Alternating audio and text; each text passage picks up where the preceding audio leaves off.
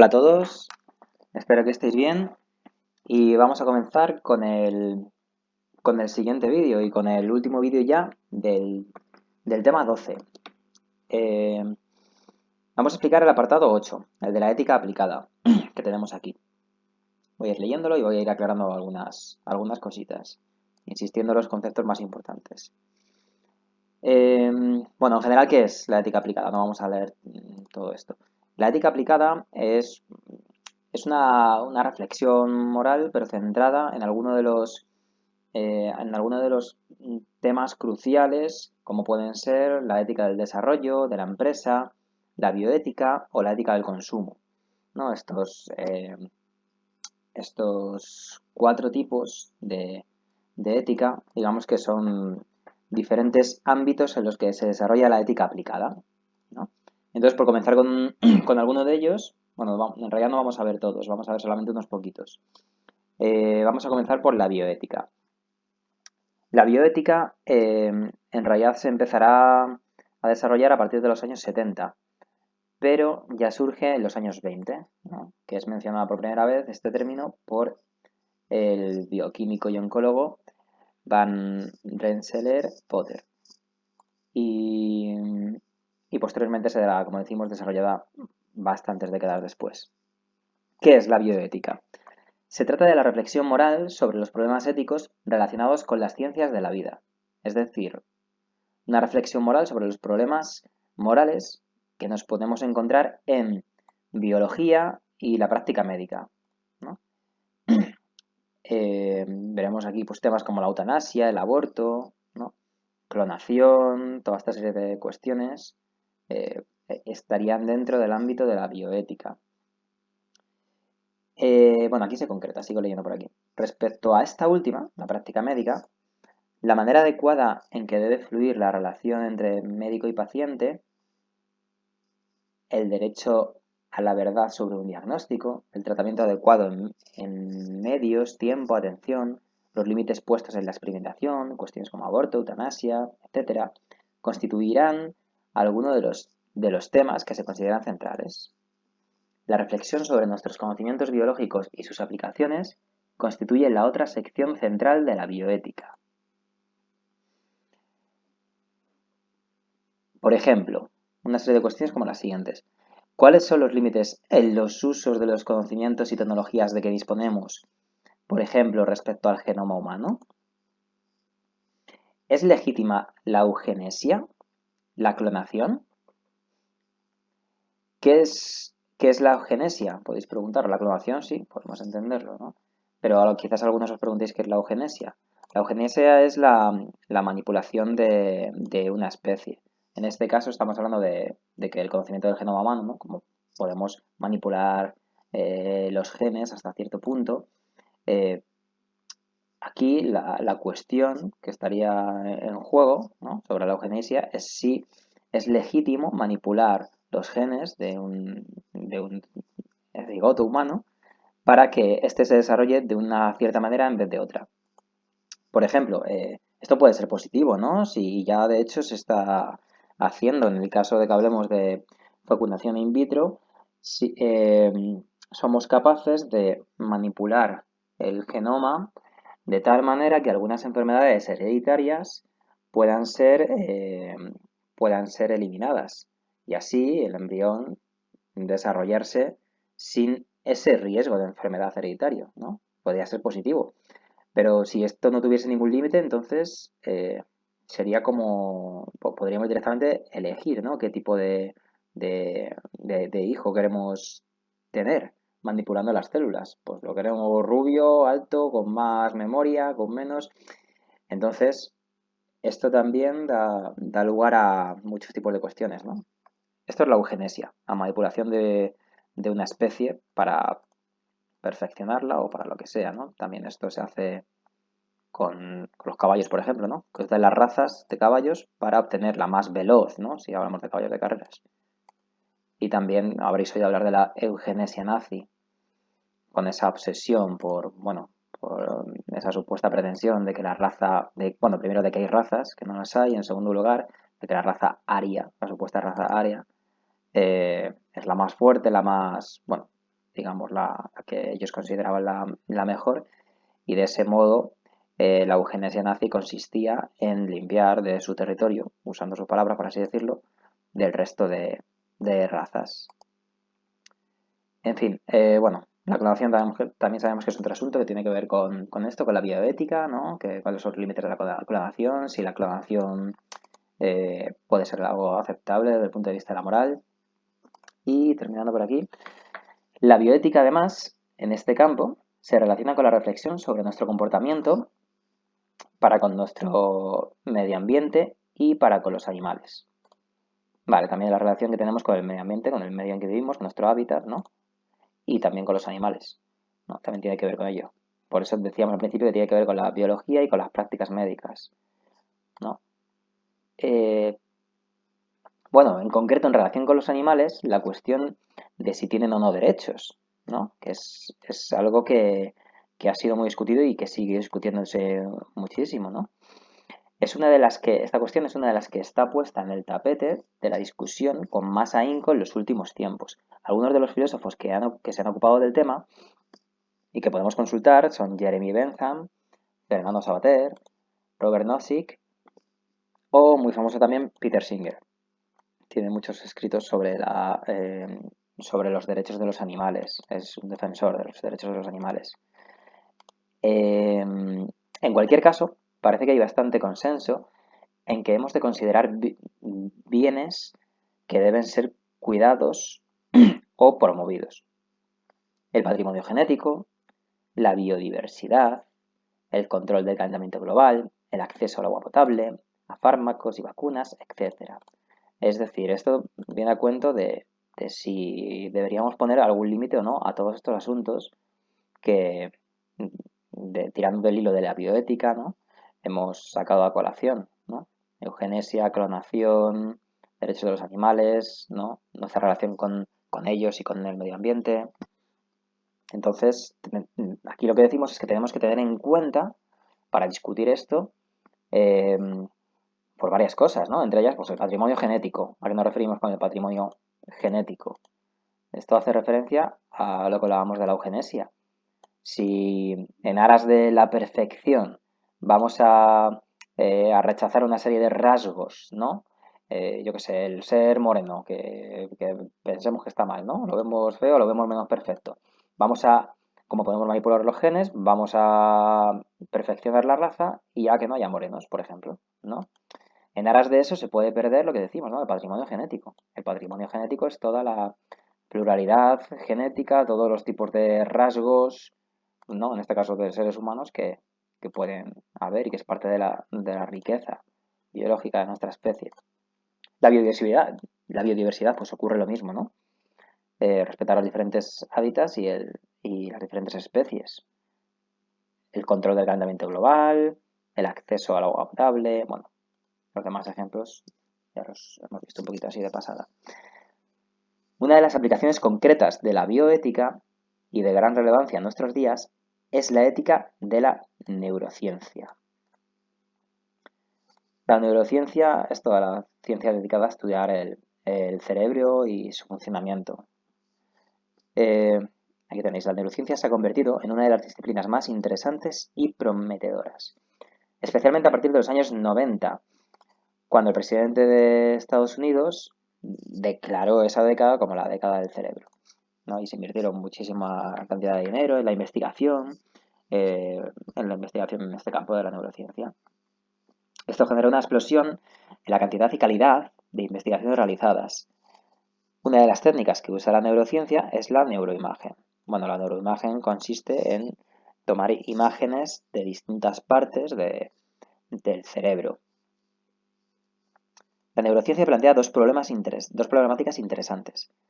¿Es posible, a partir del conocimiento que del sistema nervioso nos aporta la neurociencia, con técnicas como la neuroimagen, construir una ética universal? Es decir, conociendo el cerebro a la perfección, ¿seremos capaces de establecer también cuál es el mejor de los comportamientos que se ligan a ese cerebro?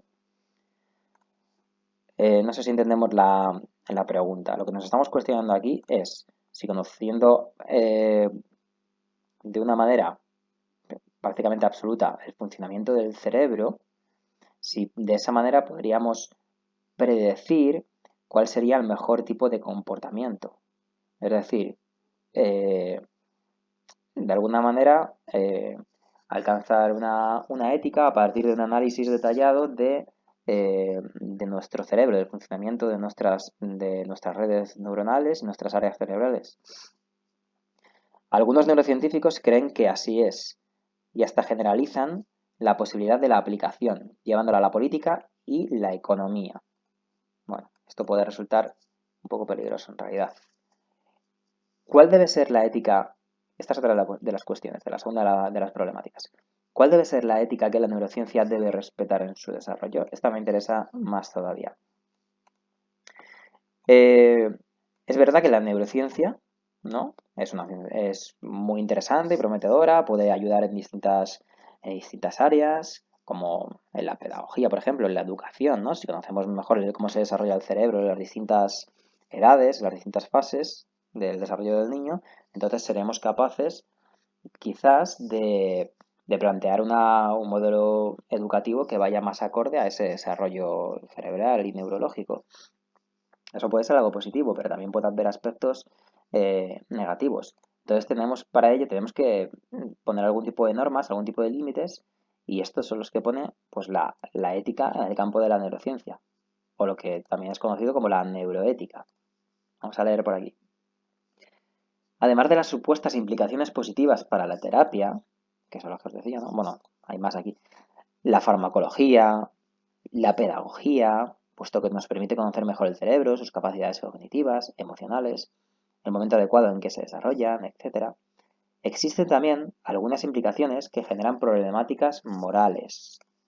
Por ejemplo, ¿se debe hacer uso de la neuroimagen para establecer una decisión judicial?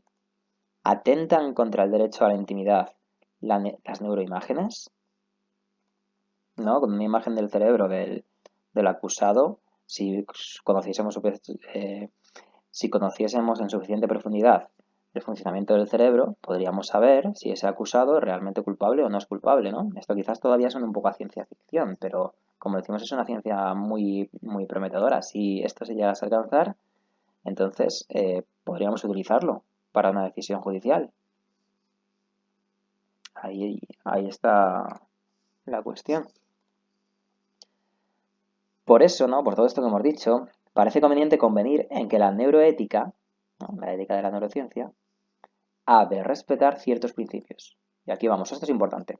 ¿Cuáles son esos principios, esos mínimos que debe respetar la neurociencia en su práctica, en su desarrollo, ¿no? En este conocer cada vez con mayor profundidad y exactitud el cerebro y su funcionamiento, ¿qué principios éticos, qué reglas mínimas deberíamos respetar? ¿Qué se debería respetar al menos? Bueno, pues decimos que podemos demandar, podemos exigir a la neurociencia que persiga, como ocurre con otras investigaciones, el principio de beneficio para la humanidad. Es decir, que no investiguemos pues, para sacar cierto producto y hacernos, sí, simplemente con un fin lucrativo, ¿no? De ganar dinero, sino que investiguemos con el fin de beneficiar a la humanidad, ¿no? De hacernos mejores, de progresar, entendiendo progreso como progreso humano. Otra cosa que podemos demandar a la neurociencia es ser interdisciplinar, es decir, que no actúe por su cuenta, que se relacione con otras disciplinas, ¿no? En realidad todos los campos del saber están interrelacionados y querer cerrarse a un único ámbito sería reducir o errar el conocimiento. Por eso ha de ser interdisciplinar. Otra cosa más, clarificarse la naturaleza de la moralidad, ¿no? Clarificarse la naturaleza de la moralidad. Es decir, si la moralidad es algo que podamos extraer fruto de la observación del funcionamiento del cerebro, o si va más allá. Es decir, si ámbitos como eh, la mente, la libertad, nuestra voluntad, si quizás son extracerebrales, podríamos decir, aunque necesiten del cerebro como sustrato físico para su funcionamiento. Pero son cosas diferentes, ¿no? Ahí ya lo vimos, lo estudiamos en temas anteriores, el reduccionismo materialista. La neurociencia puede pecar de reduccionismo materialista. Puede llevarnos precisamente a eso, a reducir todo lo mental, incluso nuestra voluntad, nuestra libertad, a mecanismos cerebrales y neuronales. Y ahí está el peligro. Considerar en profundidad las ideas de libertad, determinismo. ¿Veis? Esto tiene que ver justo con lo que acabamos de comentar. Definir diversidad de métodos para acceder a las fuentes de las relaciones entre mente-cuerpo y el de la identidad personal.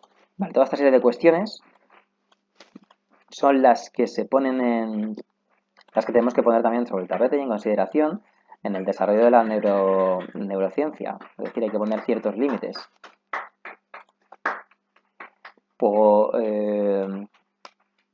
último, sí, tenemos la ética del consumo, ¿no? Como otro tipo de ética aplicada.